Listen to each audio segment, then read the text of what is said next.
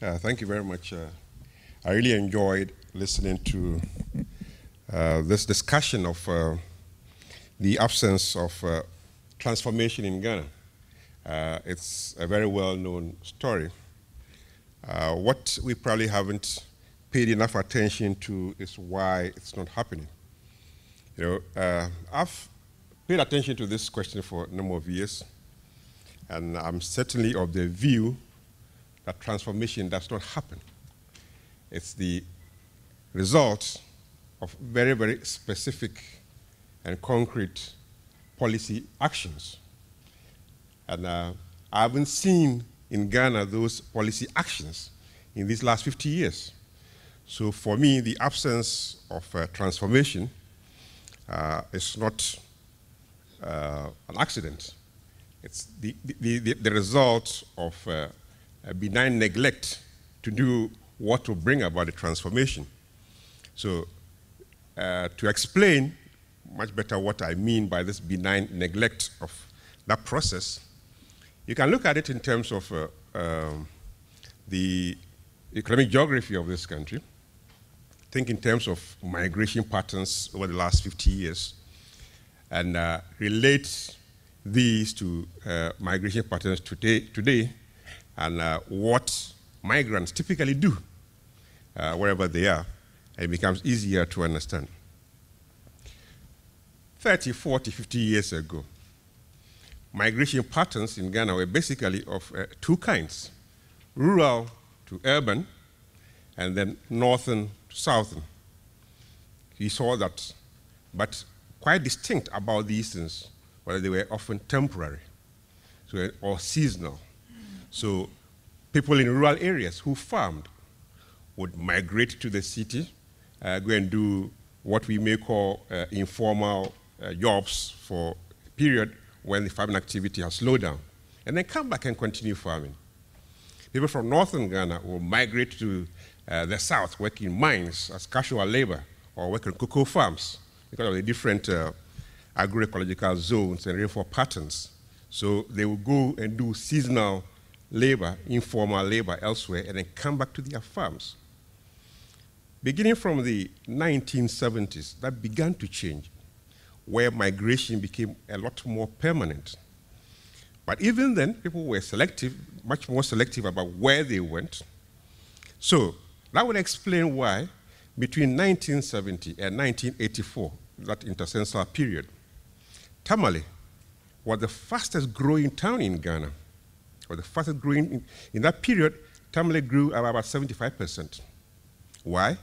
Typical migrants who would have left small towns in poor northern Ghana and gone to work on farms or in the mines in the south no longer found it attractive to do that, largely because incomes were beginning to go down as a result of various other things happening.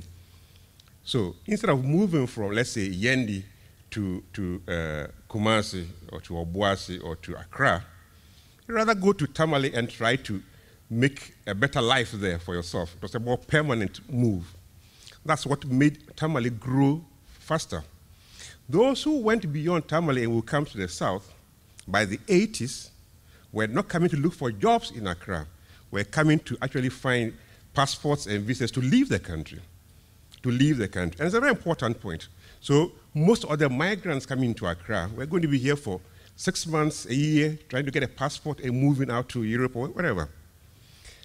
As it became more and more difficult in the 90s to do that, you find that the movement into Accra has become more permanent.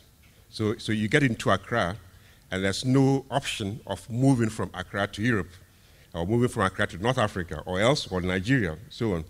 So you stay in Accra and make do. Hence, the informal sector that Louise identifies very, very clearly. So it's become the sector for attracting permanent migrants and also some indigenous people from the towns who have no way of leaving Accra, no way of leaving Kumasi. As this has happened, and these two cities have become what you identify as primate cities, the roles or the functions that were played by smaller towns have not been addressed by anybody. So you would have found that back 40 years ago, market towns like Mankesim, like Techiman, like Salaga, used to be the focus of economic activity outside of the large cities. But these, nobody paid any attention to them. And so they began to lose their significance as the points for attracting economic activity. Today, small towns in Ghana have only one function: administration. So if the government presence there is not significant, you can be sure that the town will die. All along the coast of Ghana, between Accra and Halfasini, you will find several small towns that had clearly demarcated functions in the colonial period and also in the early post-independence period. Today, they are all shells themselves. No economic function. This is, for me, a clear indication of a nation that has failed to pay attention to the link between economics and geography, the link between what happens in a place and how that can be influenced and how that activity then affects the way people live their lives. We haven't done that. To see better how we haven't done that, all you need to do is look at public expenditure figures for the various, in every development plan we have in this country, government has spoken about transformation. Government has spoken about structural change. We've talked about it extensively. But then when you begin to look at how we spend, there's no indication that we are trying to use policy and spending patterns as tools for engaging in what happens where. There's nothing like that. So you will find that we would devote considerable amounts to agriculture. But when you begin to look in detail at what expenditure is going to agriculture, you find that the recurrent expenditure is much, much higher. And most of that recurrent expenditure will take place here in Accra. So it's not by design that these towns and villages have not performed, have not provided more urban roles or more urban activity that would absorb labor leaving farms, but it's simply a neglect to do this in a structured way. And so I was hoping that in your paper, you'd have gone beyond discussing what we know in terms of what has happened into why it didn't happen. Why it didn't happen is simply because we have not intervened. And I know that in the last 30 years, it's not been a fashionable thing to talk about industrial policy. But that's where we are headed today. This country cannot do much about those small towns, cannot do much about even the medium-sized towns without a clear intervention that specifies what government would put in any of these things for them to perform particular functions. How are you going to change a place like Sekondi or Elmina without a clear program? It's only when you've managed to influence what happens in Elmina that you can then begin to influence the type of agriculture that takes place around Elmina or fishing that takes place around Elmina. We haven't done that. So yes, can manufacturing be the road, the way out of this mess? It can be, but it has to be a certain type of manufacturing that takes into account a clear demarcation for small towns. What should be the relationship between the small town and the surrounding villages?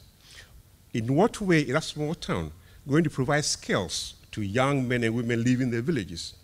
In what way will that small town provide health services, provide infrastructure, and so on? Ghana has indeed spent quite a bit. You look at the poverty figures and you see the significant drop in poverty in the last decade and a half. It didn't just happen. It's the result of significant public expenditures in health and education. Municipal services in many of the regional centers improved considerably, and also in the district centers improved considerably. But they were not of the kind that will crowd in any private investment. So yes, you fixed the roads, you built the schools, you created health centers, yet it didn't lead to any income-generating activities. So the young men, despite all the new expenditures on rural development, moved to Accra. And this is going to, you will always hear politicians say, we are spending more and more on rural development. True, but it's poorly structured. It is simply poorly structured, so it does not lead to employment, does not lead to people wanting to invest in these places. That's how you are going to lead to, and that's how my time is up, so let's leave it there. Thank you very much.